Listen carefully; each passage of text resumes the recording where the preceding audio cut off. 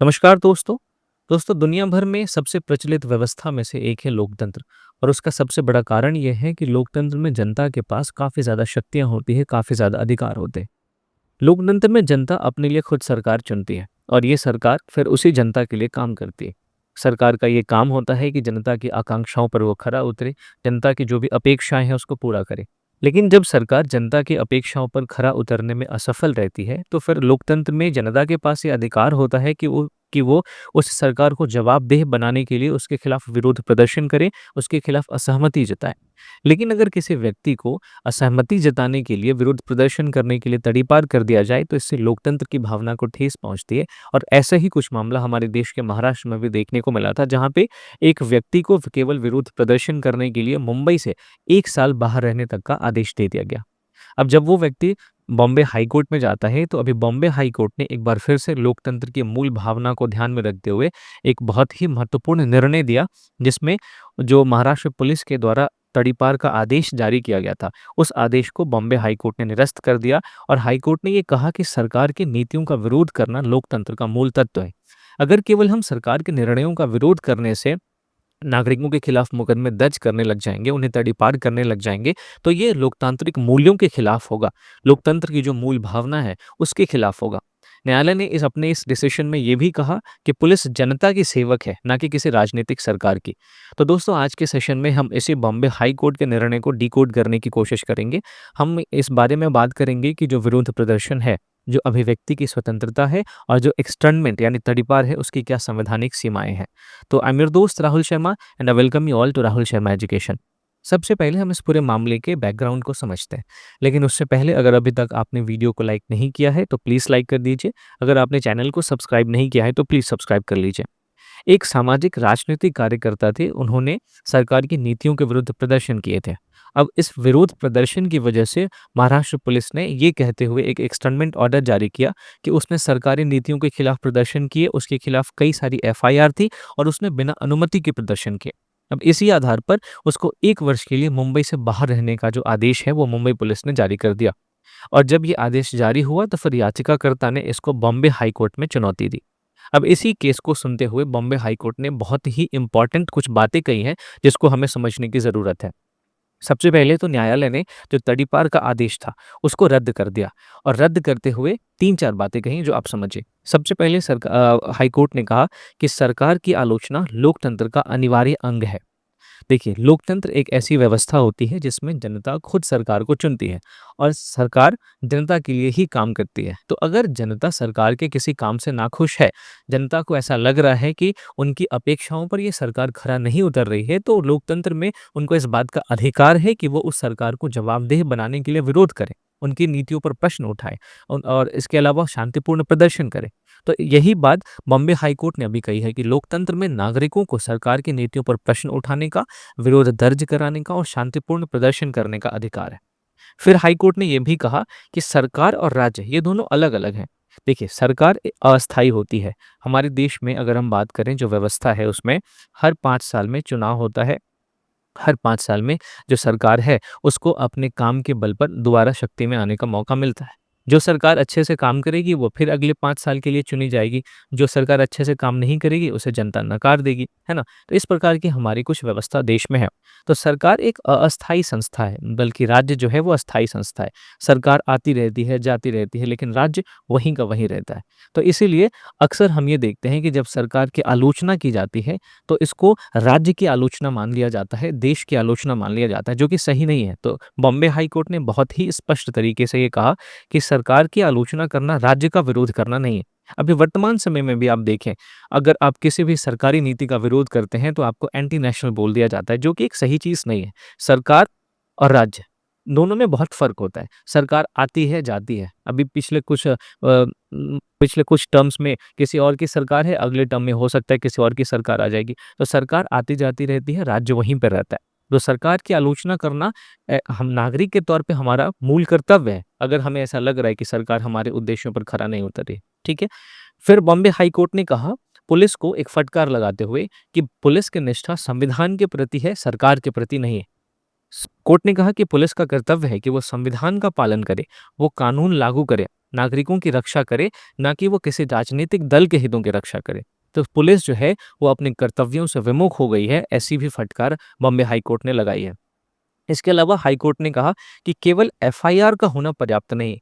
दरअसल जो व्यक्ति था उसके खिलाफ कई जो एफआईआर है वो दर्ज थे। लेकिन कोर्ट ने कहा कि किसी व्यक्ति के खिलाफ केवल एफआईआर दर्ज होना ये आधार नहीं है कि वो समाज के लिए खतरा है। प्रशासन को यह सिद्ध करना पड़ेगा कि उस व्यक्ति की वजह से एक वास्तविक खतरा समाज में मौजूद है। उस व्यक्ति की वजह से जो सार्वजनिक व्यवस्था है वो वास्तव में प्रभावित होगी, और उस व्यक्ति को ट्रीट करने के लिए जो सामान्य कानून है वो पर्याप्त नहीं है, तभी जाके उसको तड़ीपार जो है वो घोषित किया जा सकता है। ठीक है? मैं उम्मीद करता हूँ कि जो बॉम्बे हाई कोर्ट कह रहा है उसको आपने समझा होगा। इसके अलावा एक्सटर्नमेंट के बारे में भी, तड़ीपार के बारे में भी बॉम्बे हाई कोर्ट ने ये कहा कि तड़ीपार एक असाधारण शक्ति है। इसका प्रयोग केवल अत्यंत आवश्यक परिस्थितियों में ही होना चाहिए, ना कि किसी छोटे मामले में भी, या सरकार के खिलाफ जो आवाज़ उठ रही है उस आवाज़ को दबाने के लिए इस एक्सटर्नमेंट या तड़ीपार का इस्तेमाल किया जाए।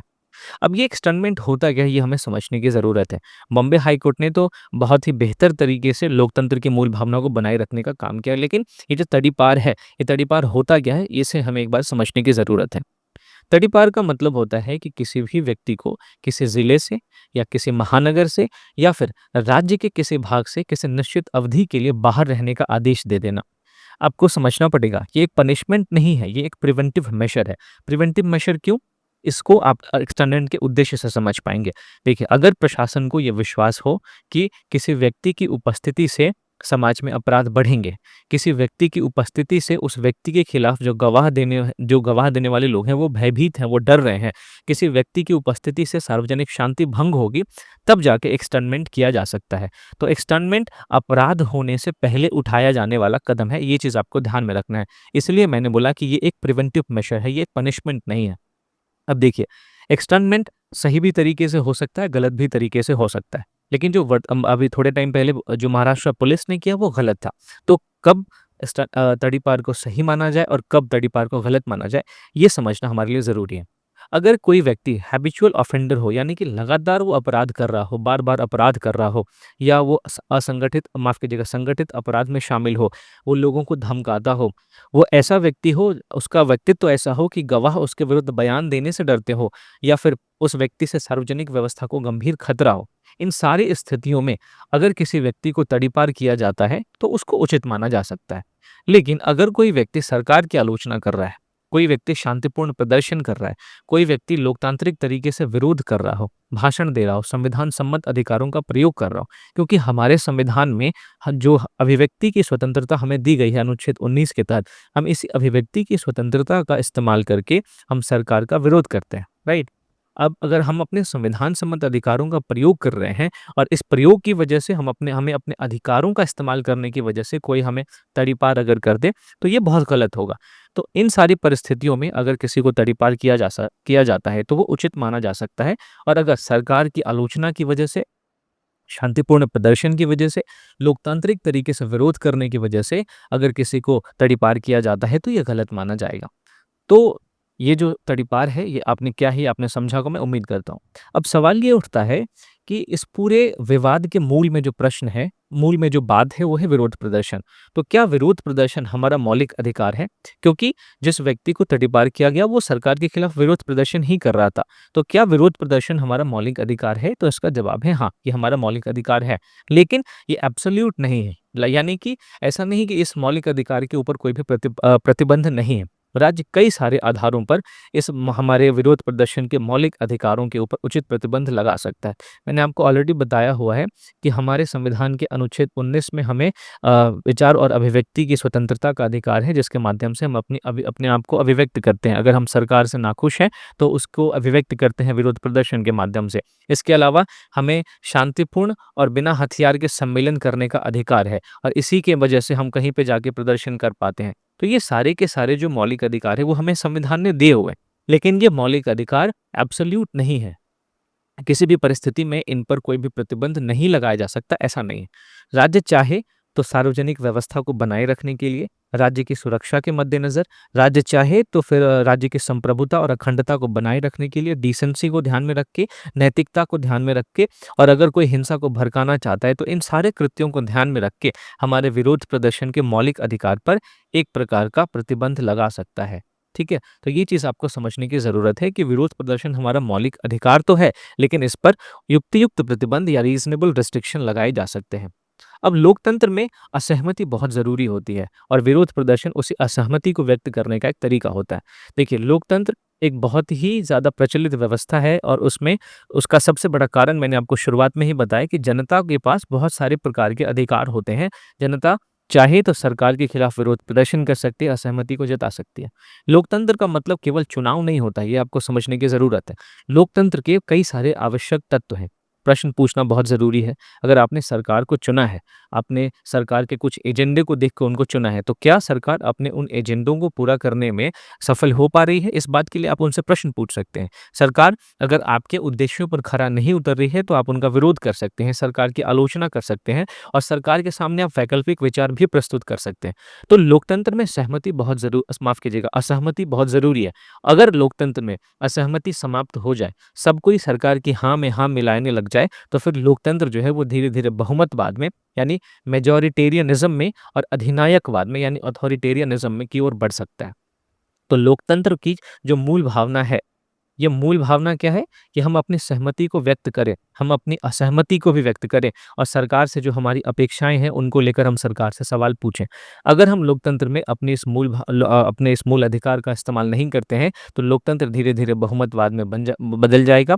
लोकतंत्र धीरे-धीरे अधिनायकवाद में बदल जाएगा, जहाँ पे कुछ समूह के पास बहुत ज़्यादा अधिकार हो जाएँगे और वही समूह ये इस बात का निर्णय करने लगेगा कि हमारे देश में क्या होना चाहिए, क्या नहीं होना चाहिए।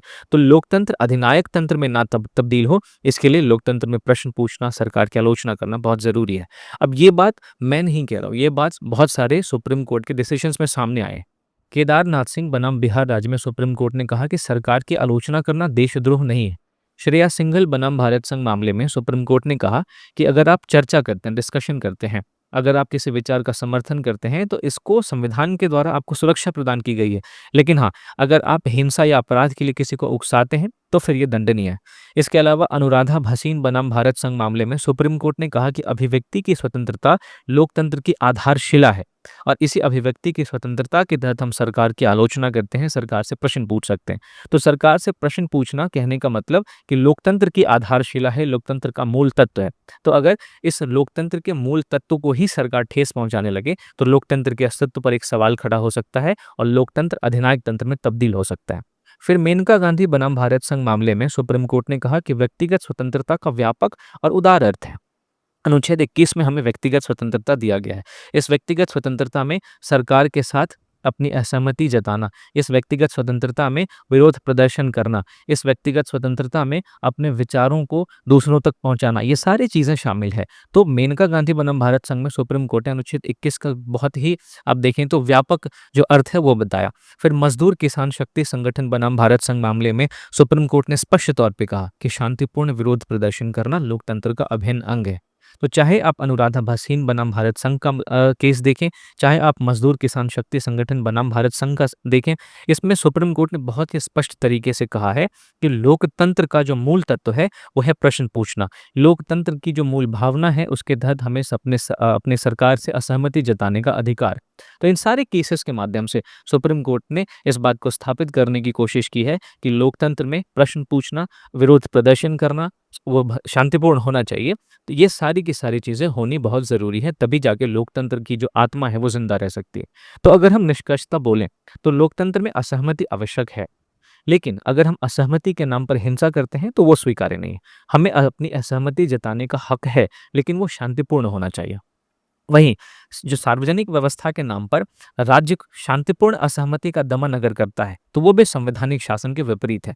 अगर कोई भी व्यक्ति शांतिपूर्ण प्रदर्शन कर रहा है, तो उसे करने देना चाहिए। सरकार को इस बात पर सोचना चाहिए कि वो जिस मुद्दे पर प्रदर्शन कर रहा है, उस मुद्दे को जितनी जल्दी से जल्दी समाप्त किया जाए। सरकार उस पे काम करे, उस मुद्दे का समाधान करे।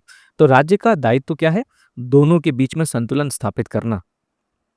दोनों के बीच कहने का मतलब कि जो लोग हैं वो असहमति भी जता सके और असहमति जताने में सार्वजनिक व्यवस्था का उल्लंघन भी ना हो, इन दोनों के बीच में एक संतुलन रहे, ये राज्य का दायित्व है। तो बॉम्बे हाई कोर्ट का अभी जो वर्तमान निर्णय आया है, उससे भारतीय लोकतंत्र की उस मूल भावना को प्रतिस्थापित करने का काम किया है कि सरकार की आलोचना, शांतिपूर्ण विरोध और जो वैचारिक असहमति है, ये संविधान द्वारा संरक्षित हमारे लोकतांत्रिक अधिकार हैं। साथ ही साथ ये निर्णय ये भी स्पष्ट करता है कि राज्य को लोक व्यवस्था बनाए रखने का अधिकार है, लेकिन लोक व्यवस्था बनाए रखने के अधिकार के तहत राज्य की जो भी कार्रवाई है वो वैधानिक होनी चाहिए। किसी को गलत तरीके से तड़ीपार नहीं किया जाना चाहिए, जैसा अभी महाराष्ट्र में देखा गया। जो राज्य है उसकी जो कार्रवाई है वो आवश्यक होनी चाहिए, वो आनुपातिक होनी चाहिए और न्यायिक समीक्षा के योग्य होनी चाहिए। तभी जाके लोकतंत्र अधिनायक तंत्र में बदलने से रुकेगा, तभी जाके लोकतंत्र बहुमत तंत्र में जो हाँ, बहुमत तंत्र में बदलने से रोकेगा। तो मैं उम्मीद करता हूँ कि जो बॉम्बे हाई कोर्ट का डिसीजन है, ये कैसे हमारे देश में लोकतंत्र को पुनर्स्थापित करने के, लोकतंत्र की जो मूल भावना है, उसको पुनर्स्थापित करने में एक बहुत ही लैंडमार्क डिसीजन बन के सामने आया है। तो इस पूरे चर्चा के आधार पे आप इस मेंस के प्रैक्टिस क्वेश्चन को भी लिख सकते हैं कि लोकतंत्र में असहमति शासन विरोध नहीं, बल्कि संवैधानिक उत्तरदायित्व का एक माध्यम है। हाल के बॉम्बे हाई कोर्ट के निर्णय के आलोक में चर्चा कीजिए। इसके अलावा दोस्तों, अगर आपको इस सेशन का पीडीएफ चाहिए तो आप मेरे Telegram channel Rahul Sharma current affairs इसको ज़रूर ज्वाइन करें, जिसका लिंक आपको डिस्क्रिप्शन में मिल जाएगा। इस चैनल पे मैं जितने भी करंट अफेयर्स के वीडियोस बनाता हूँ, जितने भी मेरी वीडियोस होते हैं, उन सबका पीडीएफ आपको बिल्कुल फ्री ऑफ कॉस्ट अवेलेबल हो जाता है। तो जाने से पहले एक बार फिर से याद दिला दूँ, अगर अभी तक आपने वीडियो को लाइक नहीं किया तो प्लीज़ लाइक करें। अगर अभी तक आपने मेरे चैनल को सब्सक्राइब नहीं किया है तो प्लीज़ सब्सक्राइब करें और अपने दोस्तों में ज़रूर शेयर करें। तो मिलता हूँ अगले टॉपिक के साथ, तब तक के लिए थैंक यू फॉर वॉचिंग।